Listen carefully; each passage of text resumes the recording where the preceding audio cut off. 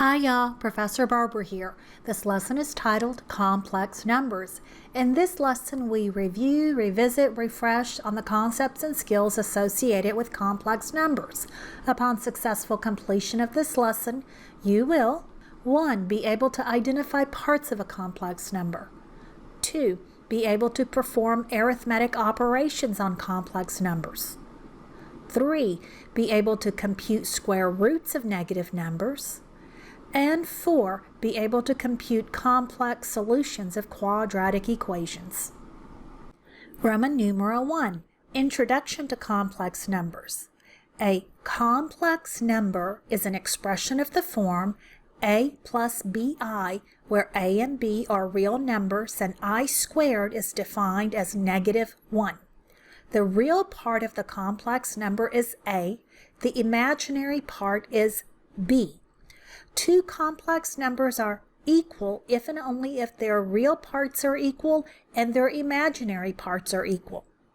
A complex number with the imaginary part 0 is just a real number, and a complex number with the real part 0 is called a pure imaginary number. Roman numeral 2. Arithmetic of complex numbers. Definition.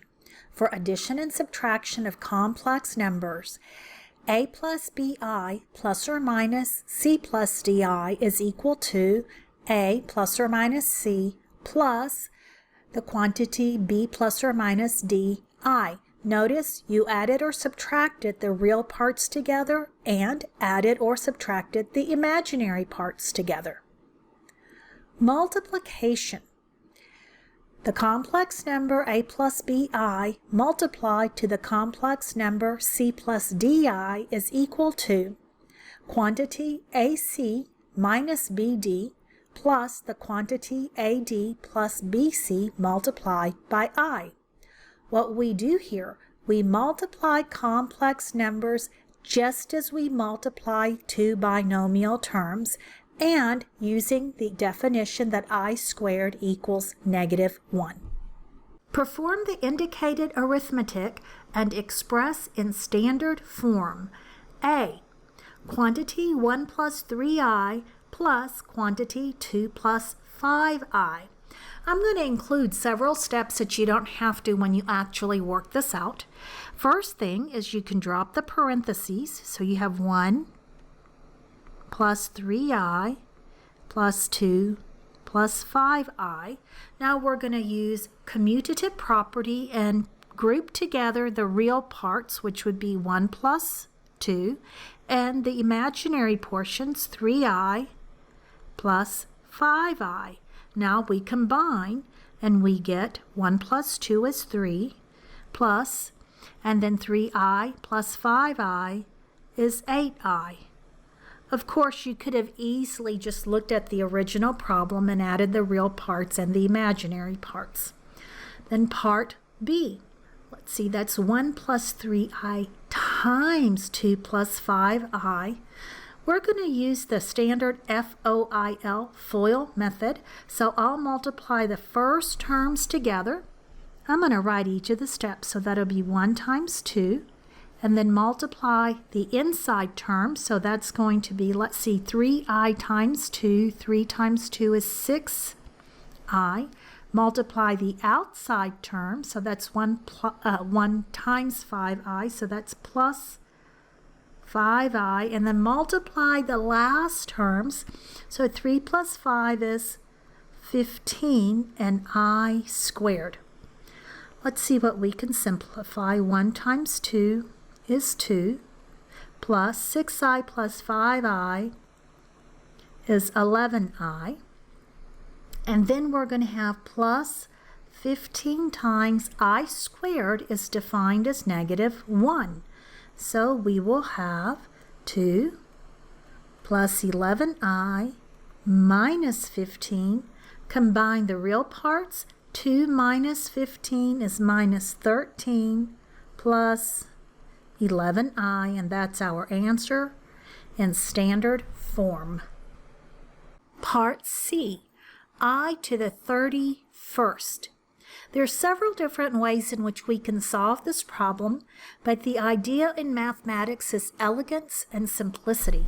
So let's observe something here. We know that I squared is -1, and I to the 4th is I squared times I squared, which is -1 times -1, which is equal to 1. That's key here. That is, I to the power of 4 is 1. And so one of the things we can do is the division algorithm with the number 31. That's the power. So I'm going to do 31 and divide it by 4. Now 4 going to 31 7 times, that's 28, and I get a remainder of 3.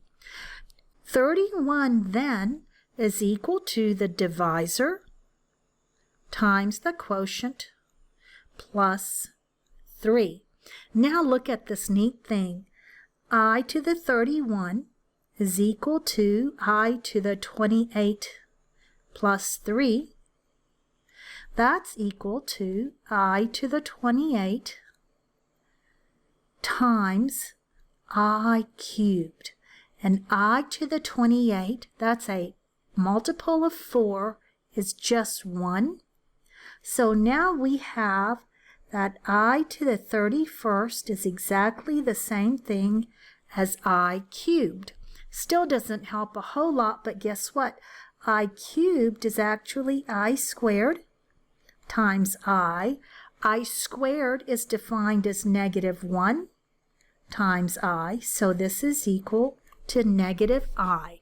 I to the 31st is equal to -I. Roman numeral 3, the complex conjugate and dividing complex numbers. Definition: the complex conjugate of a complex number z equals a plus bi. The letter z is to denote a plus bi. Is denoted z with a bar over it. It is read complex conjugate and is defined as, that is, z bar is equal to a minus bi.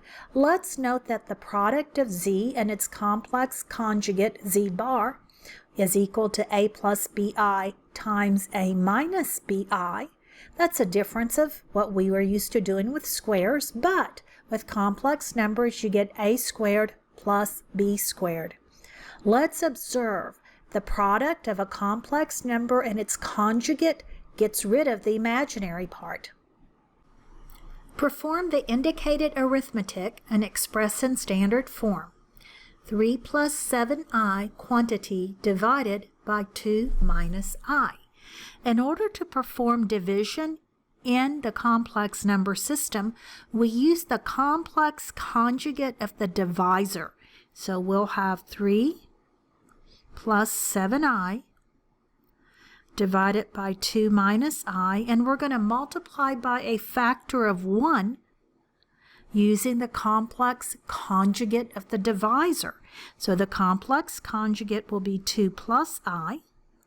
So we're going to multiply by 2 plus I divided by 2 plus I. Let's multiply. The numerator, you're actually multiplying two binomial terms. So I'll multiply the first terms together. 3 times 2 is 6. The product of the inside terms, 7i times 2, would be 14i, plus the product of the outside terms, which is 3 times I, so that's 3i. And then finally the product of the last terms, which will be 7, then I times I is I squared. The denominator, it's a complex conjugate, 2 minus I, 2 plus I, and so using the conjugate, complex conjugate identity, 2 times 2 is 4, plus, and then the I squareds and the negative give us a 1. Now let's do some arithmetic. The numerator will have 6 plus 14i and 3i is 17i. And now for the last term listed, we'll have 7i, that's plus, but I squared is -1. The denominator is 5. So now we're going to have 6 plus 17i minus 7 divided by 5. Let's combine the real terms. So 6 minus 7 will give you negative 1 plus 17i divided by 5. The instructions say express in standard form, and so in standard form we'd have negative 1/5, that's the A part, plus 17/5, that's the B part, I. Roman numeral 4, complex solutions.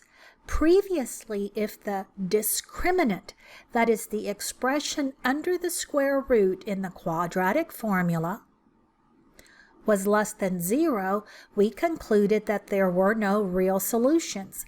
That is true. However, we can now extend this to say that we have two complex solutions. Solve the equation x squared plus 3x plus 4 equals 0. This is a quadratic equation and it does not factor, so we're going to use the quadratic formula. Quadratic formula states x is equal to the negative of b plus or minus the square root of b squared minus 4ac divided by 2a. You have this committed to memory. Now let's match up the parts. Then we'll have that the x is equal to the negative of b, which is 3, plus or minus the square root of b squared, so that's 3 squared, minus 4 times a, the coefficient of x squared is 1, and c is the number 4, and all of this is divided by 2 times a, or 2 times 1. So let's continue. We got negative 3 plus or minus the square root of 3 squared is 9, minus 4 times 1 times 4 is 16, and that's divided by 2. 2 times 1 is 2. Let's work with the stuff under the square root. This is equal to the negative of 3 plus or minus the square root of 9 minus 16 is negative 7 divided by 2. Now let's remember that the square root of negative 1 is equal to the imaginary number I. So let's make that substitution and we will get negative 3 plus or minus I times the square root of 7 divided by 2. This gives us two complex solutions. The solutions are x equals negative 3 plus I square root of 7 divided by 2, and x can also equal negative 3 minus I times the square root of 7 divided by 2. Notice that these are complex conjugates.